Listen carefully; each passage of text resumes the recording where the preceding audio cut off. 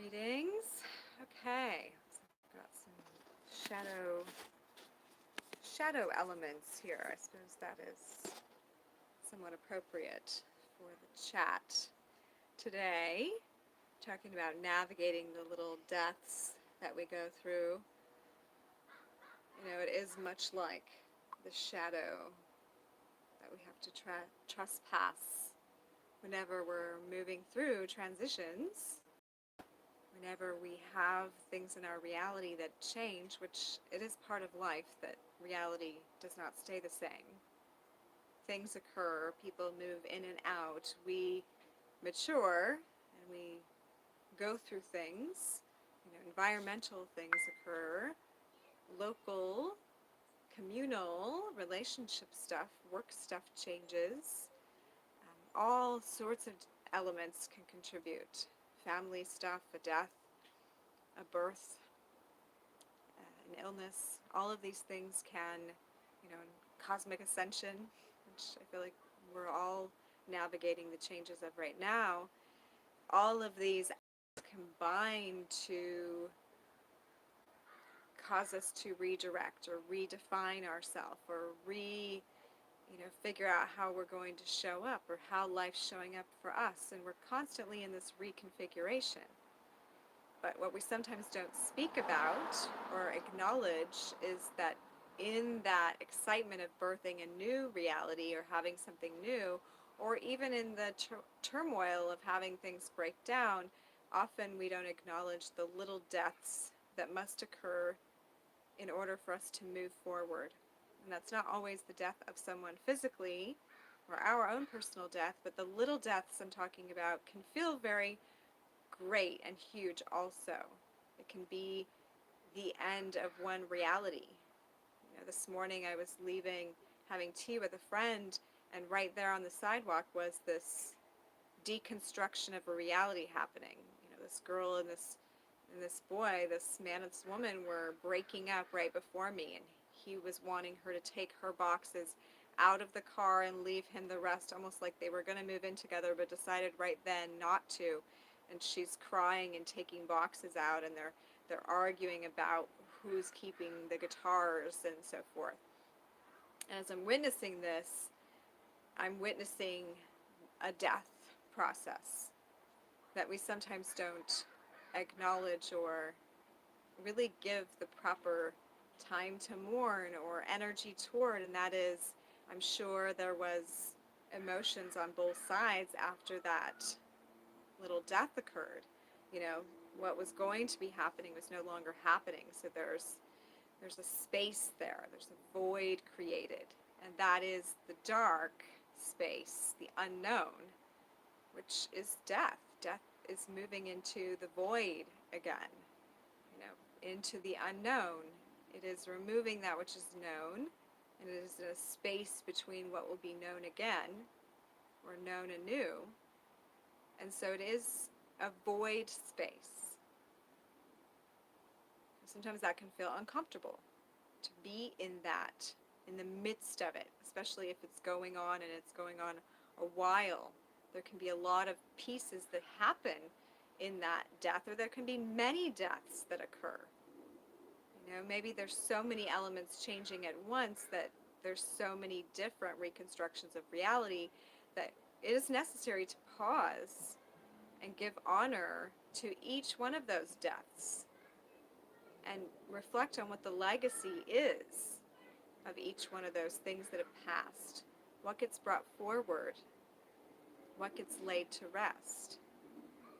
And it can be helpful to symbolically, when something dies, let go of the things that are attached to that thing, or bury something, or get something that represents new.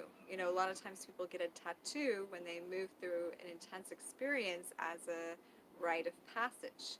And that pain that's endured in that tattoo process, and this is often how I go about it, is setting in an intention for moving forward. But it doesn't have to be that way. Sometimes it can be like placing something new on your altar, or maybe removing something from. Or maybe you get, one divorce I had, I got rid of everything that was given to us in the wedding reception, because I felt like that was the only way I could break free from the energy of that. And that was a mini death, because when something dies, we have to let go of something that we enjoyed. Sometimes that's stuff. Sometimes that's clothes. Sometimes that's personality traits that were associated with a relationship or person that were acting out, and you're recognizing maybe that was part of the riff or the thing you called in to shed. And so in that death process of moving ahead, it's also possibly a time to look at how you want to show up differently, what you want to take forward, what parts of you are being laid to rest, and giving honor to those things, maybe writing them down, maybe burying them, maybe burning them, maybe putting them on your altar, maybe flushing them down the toilet, whatever it is that feels symbolically potent and effective. Maybe it's that you need to remind yourself every day for a while of the new thing. And so you set up a regular alarm, timer, morning practice that allows you to begin to embody a new element or archetype or thing that allows you to transition that little death. Sometimes when a person actually passes, it can be like every time you wake up and remember that your life is different now, there's an emotion, there's a cleansing that is helping with that death, helping to process and integrate that death so that you can begin to take the pieces of that relationship and put them together in the way you're going to move forward. You often reflect, what did this person teach me? What do I want to let go of? How am I going to move forward as a person now without this other being? And that's true even when a person doesn't die, and when a part of us dies, when we go through a little death of a relationship, of a job, of a way of being that no longer serves, of a location maybe we moved from. If you move because of whatever reason, you find yourself in a new space, that's a little death that you endured to move. Now you're showing up at a new place. It's a new life. It's a new birth. And to honor the part of you that passed away.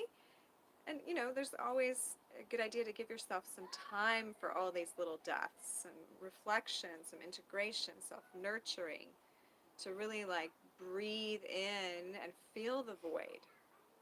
Something our society doesn't really teach us how to do or really show us how to do. That's something we get to figure out. And that's where coaches and spiritual workers and healers can come in handy.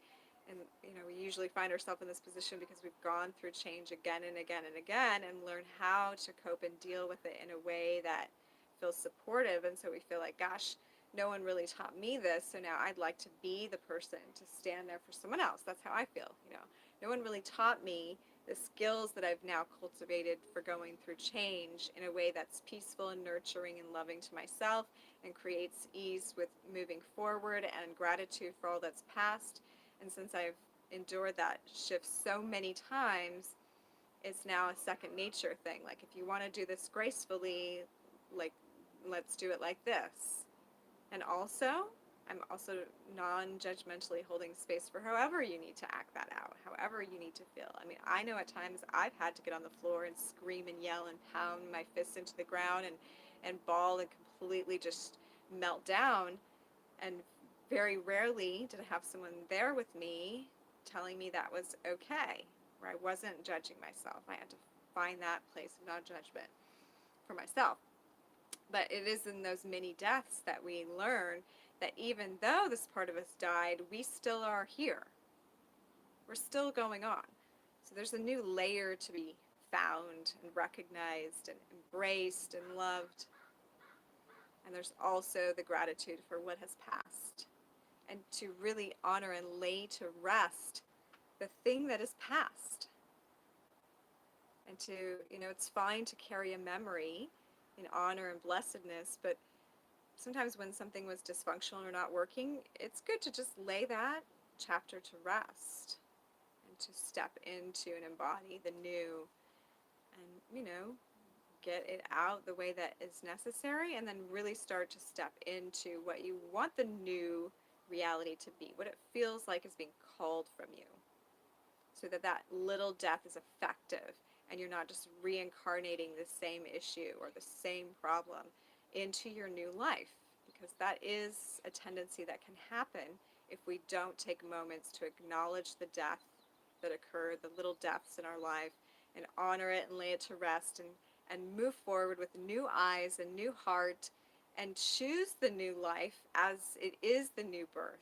That often we can just pull that old reality into a new reality and perpetually create it again and again. And I think it's because we've voided that death honoring.